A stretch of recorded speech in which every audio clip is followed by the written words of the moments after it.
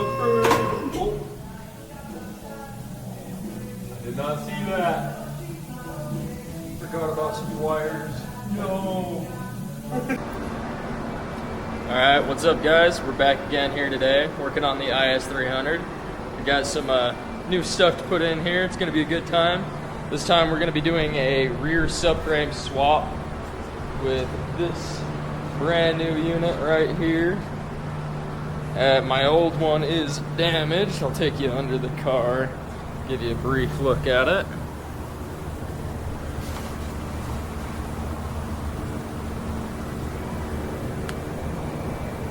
Alright, so yeah, from under the car, it really doesn't look to be in like the worst condition, but right there on the lower ball joint, or I guess not lower ball joint, right there in the lower control arm, it is actually quite damaged. So we are going to be swapping it out for this nice, clean, way lower miles. The bushings are in much better condition one. We're going to get the car a little bit more lifted up, start unbolting some things, take the wheels off, and we'll kind of run you down of what you're going to expect if you're going to be doing this yourself. Alright, now we're going to start by taking the rear caliper off. It is just two 17mm bolts, so super easy. I'm going to go grab something to hang those up with since those are just staying in the car. Got a ratchet strap, it's a little excessive, but it'll work. And then we're going to pop these ABS wheel speed sensors off. From everything I've read, everything I've seen online, just my experience so far, I'm hoping this job is not going to be too bad. It doesn't look too bad. It looks like it's a fairly easy job. Alright, now with the caliper free and that wheel speed sensor free, we'll start working on getting these lower strut bolts pulled out. Connor's already getting that other side. I'm going to get this side.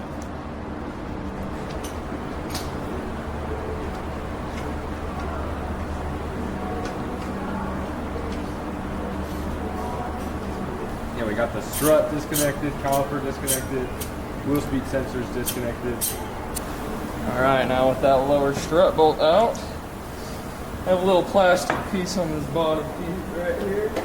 Then there's this little brace that covers one of the corners of the subframe with two little 12mm bolts. We're going to get those guys taken out. Same applies to the other side. We'll take you under the car and do that. We'll lift it up. Alright, so underneath the car now, this is that little plastic piece that I was talking about with that little brace. On the other side, however, we do not have that plastic piece. So as you can see, there is one, and then two bolts, and then there's one underneath there. So we are going to start working on getting that little plastic piece out of our way so we can get that free.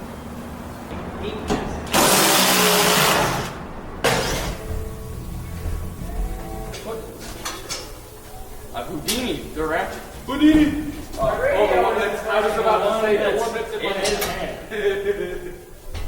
My radio is Bow! Bow, bow!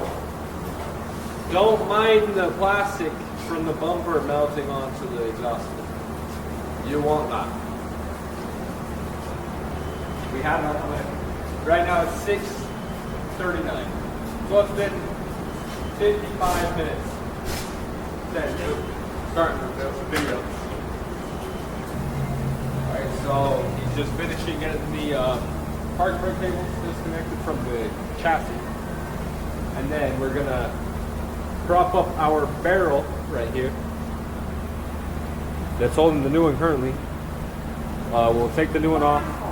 We'll prop it up to where we can basically just drop the old subframe directly onto it. Easy peasy like. got some wood, some wood.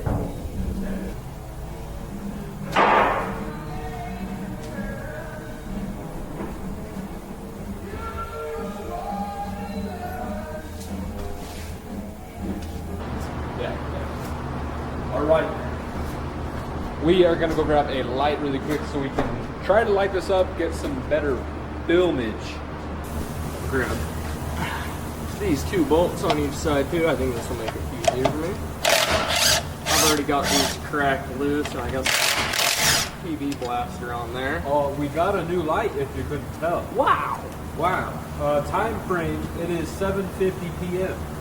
We left to get the light at probably like 7:15. So not bad, not bad.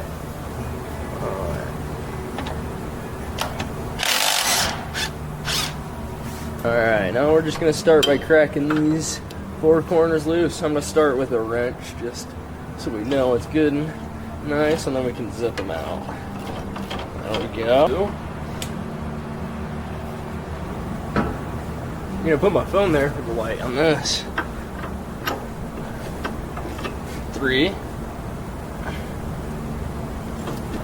And 4. Alright, now that we have those bolts cracked loose, we're gonna start just zipping them out one by one. Alright. Moment of truth right here.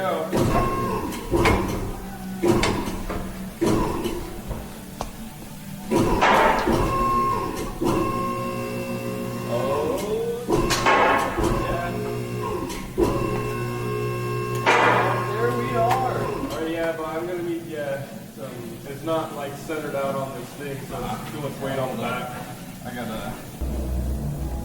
We can re-put it on the blanket. Okay, then we can lift the car up more. Yeah, I just have to get this out of the way. So, good arms. Okay, now you do the same thing.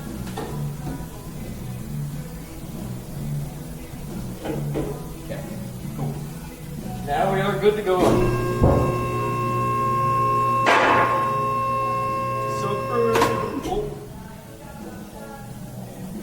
Did not see that.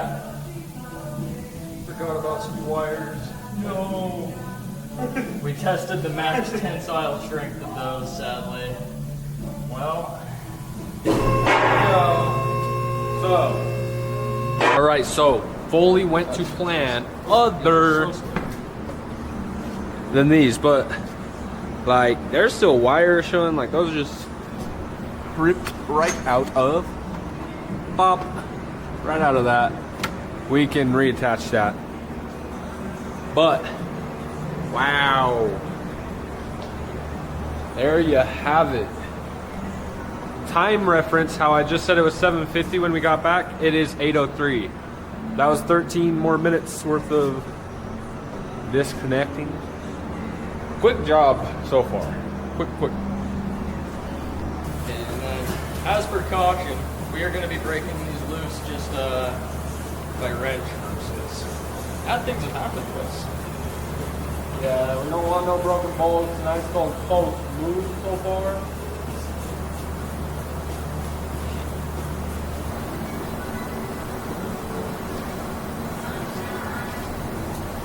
See, this was a nice idea though. Yeah. Well, on the other of this traction arm, I mistakenly did not hit record button, so it didn't make any cool noises. It wasn't special. It was pretty regular. Well, that one did. See, you know, the finer things in life, right? All right, cool. So now with the main front of the rusty bits broken loose, we're just gonna start zipping things out of here, and yeah, we'll rock and roll.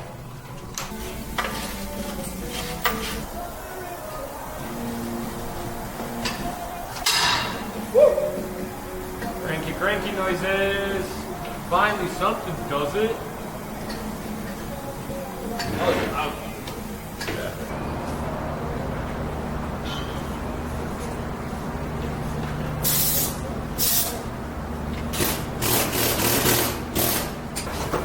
Time check. 8:47.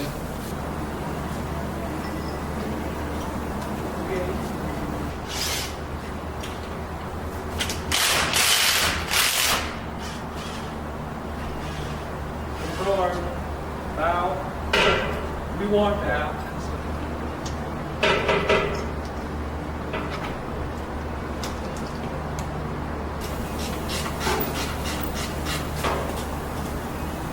All right, cool. All right. So it stopped recording, I think not too long ago. I think just a second ago. Battery low. Luckily, We plugged it in and we are able to still record the Sure. So, everything is off of the subframe. The only thing holding anything on at the moment is the diff is connected to the subframe. Axles are still connected to the diff. So, we just gotta take these braces off and then pop this diff out. Subframe comes right off. Not bad, not bad. Time check. That one, 9:13. That's only been like 23 minutes since your last check. Before I get too far, gotta get this on.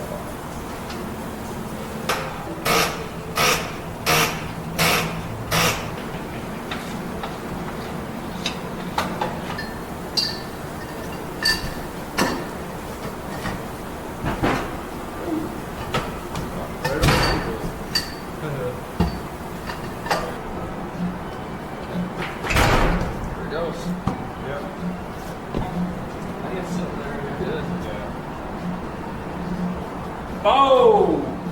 Boom! 180,000 miles? How many miles? 270. 270K miles subframe.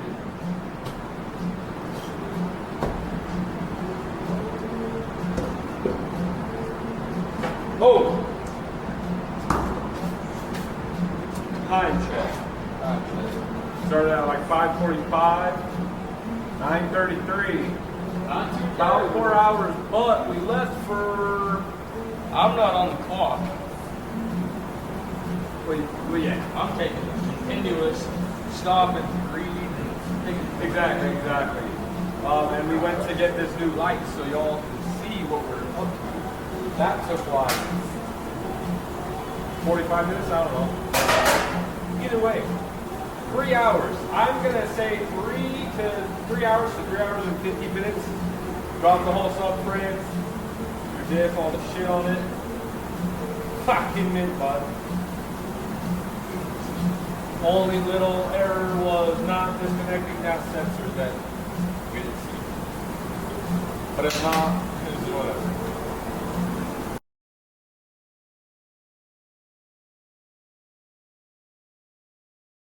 All right, another quick update for you guys. Just got the brakes, rotors, calipers back on both sides. We got the drive shaft on. We are now just reconnecting the exhaust. I am about to torque the axle nuts. Other than that, we are looking pretty good. So we will see. We'll be pretty much done here shortly.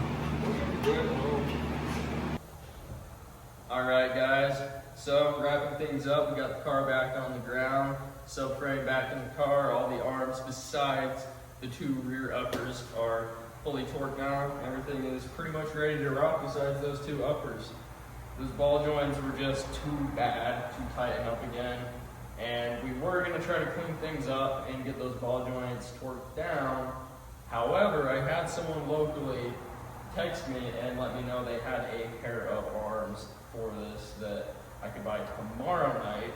So we just kind of left them snug enough to roll around the back of the shop to park overnight to put those arms on tomorrow. But everything else is wrapped up with this guy. The wheels are on, lower arms, toe arms, those traction arms, everything is tightened down. Which, yeah, since the stock control arms were 280,000 miles, it'll be a nice upgrade to have aftermarket anyways. Plus, they'll be adjustable to get rid of some of that negative camber that we have in the rear. You don't really want a whole lot of negative camber in the rear. It doesn't help you really. You want as much grip as you can get. It would have been done last night if the uppers did not give us that issue. It was simple. Yeah, this job was a really simple job. Super, super straightforward. It was not like there was any unexpected things. Like, honestly, even with those, it is frustrating and as 300,000 miles. difficult to deal with as it is quite expected. It's got a lot of miles on it. It's not like it's a brand new vehicle anymore. It's old, but that's why we're going through and doing all these things, because I want to romp on this thing. I want to hurt this car. Yeah, we'll be hitting events here in a couple months. So we're getting pretty close to track readiness. This thing is pretty much ready for solo runs at the track. I just need to find a helmet, and we'll be pretty much good to do the solo runs. And then start looking into it doing a cage, but cage is a little bit more in-depth. I don't want to buy multiple cages, have to deal with ripping my interior out and weld the cage in and take it out in a new cage. I'd rather just buy good cages, spend a lot of money on it, get a really good, really safe cage. That way, any event I go to with this car, it's not going to be running into safety issues with tech. I'd rather just be able to get the car in, not have to worry about the car getting disqualified for any reason. I want to drive. I want a good seat time car, and that's what this thing's going to be. But yeah, we need the cages before we can tan them. That's one of their safety rules, so definitely we'll need it sooner than later. And other than that, that pretty much wraps this video up here. If you like to see content like this, kind of do it yourself, guys in the garage ripping things apart, drifting content. We're going to be making a lot of drifting content here once this thing gets onto the track. Yeah. Well, alright, well I guess that pretty much wraps it up for this. If you like content like this, drifting content, car content of any kind, please remember to like, share, comment. Yeah. Hope you guys enjoy the video. See you next time.